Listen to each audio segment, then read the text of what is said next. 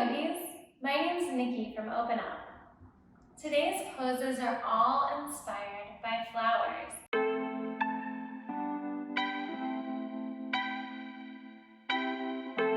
Our first pose is Lotus. So come to sit on your bum. You can start by placing the soles of your feet together and then select one leg. I'm going to pick my right leg to come up into my hip crease. So I'll pull it up and then I'll just place it in my hip crease here. For now, your left leg or the opposite leg that isn't in your hip crease can either just remain on the floor in front of you, or maybe you even tuck it under. So almost like we're doing crisscross applesauce, but a little bit different because one of our feet is up in the hip crease. So first we're going to see how this feels in our body.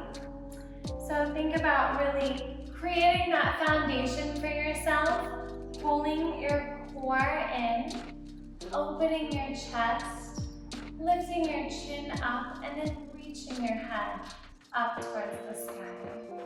You can place your hands on your knees or your thighs and just notice how you feel.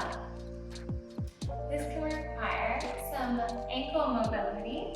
So if this feels really uncomfortable, it might just be that you need to practice it a little bit more. Now let's see how it feels on the other side.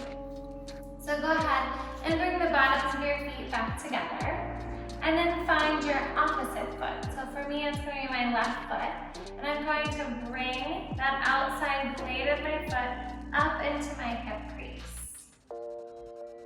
And just try to let myself relax a little bit, let my knee kind of fall away from my body. If you want, you can take that opposite foot and put it underneath. It can kind of give you a little bit of support for the leg that is in Lotus. Think about sitting up nice and tall, breathing deeply, using your belly to breathe versus your chest. Do you notice a difference? How does this ankle feel compared to the first one you tried? Now, let's try both. Only if it feels okay in your body. Never force anything. So if your ankles aren't quite ready for a full Lotus, that's totally fine. Give yourself some time and keep practicing one foot at a time. But when you're ready, you can make sure that one foot is up in your hip crease, and then you can take your other foot and bring it up as well. So if you'd like, you can always sit on a pillow or a block here if that's a little bit more comfortable. If you try this, maybe you can only remain here for a couple of seconds, and that's totally fine. If you're ever in any type of pain, please come out of it right away. All right, when you're ready, slowly take that top foot and then that bottom foot. Great, very nice. Let's roll out those ankles. Might hear a few cracks. Try to go clockwise and then counterclockwise. The next pose we're going to do is called flower pose. So we'll start in that same position with the soles of our feet touching. And this one is going to require a little bit of balance. So almost like you're on a teeter-totter. You'll grab your calf muscles with your fingers pointing out. Your thumbs will be close to your knees when you grab. Fingers will be pointing away from your body. And keeping your core nice and tight and your chest lifted, you'll slowly start to tip backwards as you bring your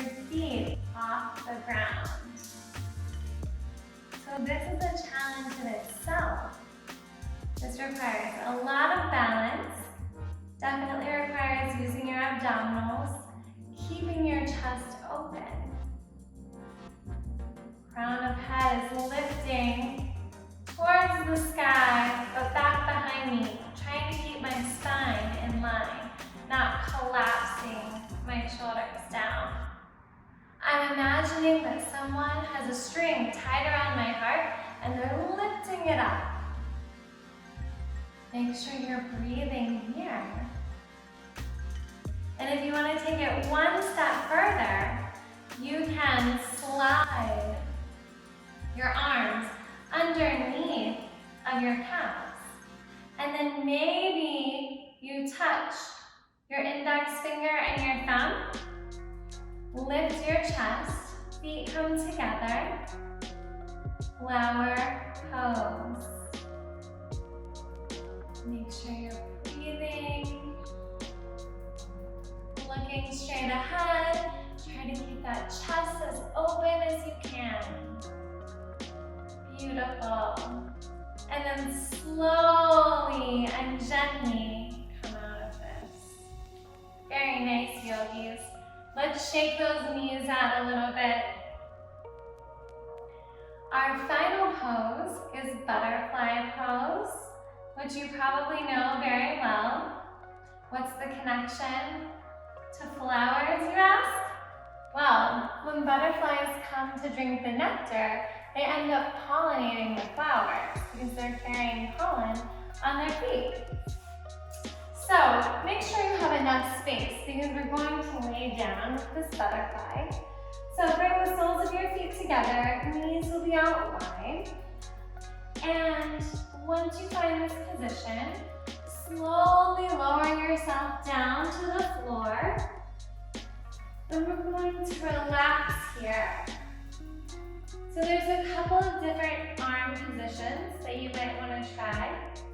Palms can be facing up towards the ceiling with arms just open. Maybe you want to place one hand on your heart and one hand on your belly, feeling the connection of your breath in your body. Or my favorite is grabbing opposite elbows over my head.